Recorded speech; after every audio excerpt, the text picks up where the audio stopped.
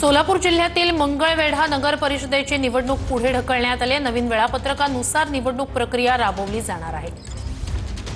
4 डिसेंबरला सोलापूर जिल्हाधिकारी निवडणूक कार्यक्रम जाहीर करणार आहेत. सोलापूर जिल्ह्यातील मंगळवेढा नगर परिषदेची निवडणूकही पुढे ढकलण्यात आलेली आहे. तर नवीन वेळापत्रकानुसार आता या ठिकाणी निवडणूक प्रक्रिया राबवली जाणार आहे. तर 4 डिसेंबरला जिल्हाधिकारी निवडणूक कार्यक्रम जाहीर करतील. 10 डिसेंबरला दुपारी 3 वाजेपर्यंत नामनिर्देशन पत्र मागे घेण्याची अंतिम मुदत असेल. 11 डिसेंबरला चिन्ह वाटप होईल. उमेदवारांची अंतिम यादी जाहीर केली जाईल. त्यानंतर 20 डिसेंबरला मंगळवेढा नगर परिषदेसाठी मतदान पार पडणार आहे. 21 डिसेंबरला मंगळवेढा नगर परिषदेसाठी मतमोजणी असेल. तर वांद्र्यातील गव्हर्नमेंट कॉलनीचं मालकी हक्क भूखंडाचं प्रकरण आंदोलक महिलांनी एकनाथ शिंदेंची गाडी अडवली आहे. 9 डिसेंबरपासून आमरण उपोषणाचा इशारा सुद्धा आता आंदोलकांकडून देण्यात आलाय. प्रश्न मार्गी न लावल्यास निवडणुकीवर बहिष्कार घालण्याचा इशारा देण्यात आलाय. जे संबंधित लोक आहेत त्यांना बोलवतो, तुमचे लोक बोलवतो साहेब, ते बोलवून आपण त्याच्यामध्ये मार्ग चालेल. पण साहेब, आम्ही तुमच्या लाडका बहिणी, तुम्ही भेट दाखवू नका की तुम्ही भेट करता आमच्याबद्दल. प्लीज, आम्हाला तुमच्याकडे खूप अपेक्षा आहेत साहेब की तुम्हीच करणार आहे का. एवढे मुख्यमंत्री होऊन गेले पण कोणीच हे काम नाही केलं. तुमच्या ह्याच्यामध्ये जी आर निघालाय आणि ते तुम्हीच करा साहेब. आमची खूप अपेक्षा आहे. जी आर प्रमाणे करू. 9 तारखेपासून नाही तर आम्ही बंद.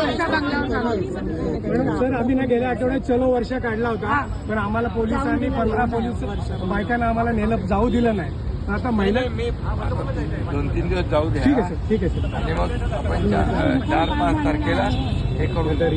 नाशिकच्या तपोवनमधील वृक्षतोडी विरोधात आता ठाकरेंची सेना चांगलीच आक्रमक झाली आहे. ठाकरेंच्या सेनेकडून तपोवनमध्ये घोषणाबाजी देखील करण्यात आलेली आहे. आपण ही दृश्य बघत आहोत. ठाकरेंच्या सेनेकडून हे अनोखं आंदोलन केलं जात आहे. नाशिकच्या तपोवनमधील वृक्षतोडी विरोधात ठाकरेंची सेना आता आक्रमक झालेली आहे आणि ठाकरेंच्या सेनेच्या कार्यकर्ते हे आंदोलन करतात. पवन येवले आमचे प्रतिनिधी आपल्याला या संदर्भातले अपडेट्स देत आहेत.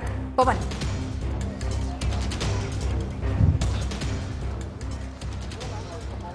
नक्कीच.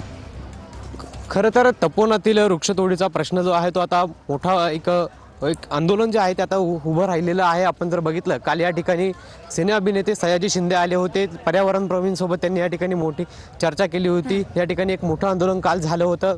तपोवनातील वृक्षांना तोडू देणार नाही अशा पद्धतीची भूमिका त्यांनी घेतलेली आहे. मात्र त्यानंतर आपण जर बघितलं तर आता राजकीय पक्ष देखील आक्रमक झाल्याचं आपल्याला पाहायला मिळते. सर्वच राजकीय पक्ष जे आहेत ते या संदर्भात कुठेतरी एकत्र येत असल्याचं पाहायला मिळतंय. आणि आगामी काळात जो नाशिकमध्ये सिंहस्थ कुंभमेळा होणार आहे, त्या कुंभमेळ्यासाठी साधुग्राम उभारण्याकरिता या तपोवनातील जवळपास 1800 झाडं जे आहेत त्यांची कत्तल केली जाणार आहे. आणि त्यामुळे कुठेतरी पर्यावरणप्रेमी असतील, नाशिककर असतील, राजकीय पक्षांचे नेते असतील, यांच्यामध्ये एक आपल्याला संतापाची लाट जी आहे ती पसरल्याचं पाहायला मिळतंय. आणि दिवसेंदिवस या वृक्षतोडीचं आंदोलन जे आहे ते आपल्याला मोठं होत असल्याचं पाहायला मिळतंय. खरं तर सुरुवातीला एक छोटं आंदोलन या ठिकाणी झालेलं होतं आणि त्यानंतर हळूहळू हे स्वरूप जे आहे ते आपल्याला मोठं होत असल्याचं पाहायला मिळतंय. आज तपोवनात ठाकरेंच्या शिवसेनेकडून या ठिकाणी घोषणाबाजी करत आंदोलन केलं जात आहे. ज्या ठिकाणी झाडांवरती फुलं मारण्यात आलेल्या आहेत, ज्या ठिकाणी हे वृक्ष तोडणार आहेत, मार्किंग केलेली आहेत, त्याच तपोवनातील वृक्षांजवळ आपल्याला हे शिवसेना ठाकरे गटाचं आंदोलन सुरू असल्याचं पाहायला मिळतंय. दरम्यान त्यांच्याकडनं शासनाच्या विरोधात घोषणाबाजी देखील केली जात आहे. त्याचबरोबर मुख्यमंत्री देवेंद्र फडणवीस यांचं देखील एक आपल्याला पोस्टर जे आहे या शिवसैनिकांच्या हातामध्ये पाहायला मिळतंय. झाडांची कत्तल करत असल्याचं त्या माध्यमातून दाखवलं जात आहे. आणि राज्य सरकारच्या विरोधात ही ठाकरे गटाकडून या ठिकाणी घोषणाबाजी करत आंदोलन केलं जात असल्याचं एकंदरीत आपल्याला या ठिकाणी पाहायला मिळतंय. खरं तर काल या संदर्भात उद्धव ठाकरे यांनी देखील पत्रकार परिषद घेत वृक्षतोडीच्या विरोधात भूमिका आपली स्पष्ट केली होती. आणि त्यानंतर ठाकरे गटाकडून आज या ठिकाणी आंदोलन केलं जात असल्याचं आपल्याला एकंदरीतच पाहायला मिळतंय. निश्चितच पवन, आपण जर बघितलं तर पर्यावरण प्रेमींसोबतच आता राजकीय पक्ष देखील हे सगळे एकवटलेले आहेत. या संदर्भातले सगळे अपडेट्स आपल्याकडून घेत राहू. तुर्तास धन्यवाद.